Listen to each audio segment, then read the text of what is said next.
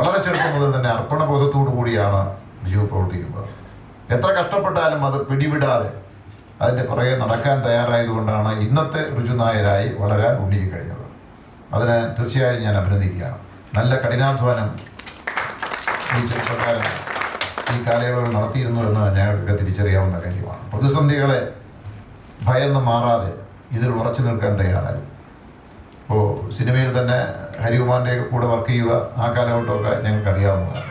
അപ്പോൾ ഒരു പാഷൻ ഈ സാഹിത്യ കലാരംഗത്ത് അദ്ദേഹത്തിനുണ്ടായിരുന്നു എന്നുള്ളതാണ് ഏറ്റവും പ്രത്യേകത.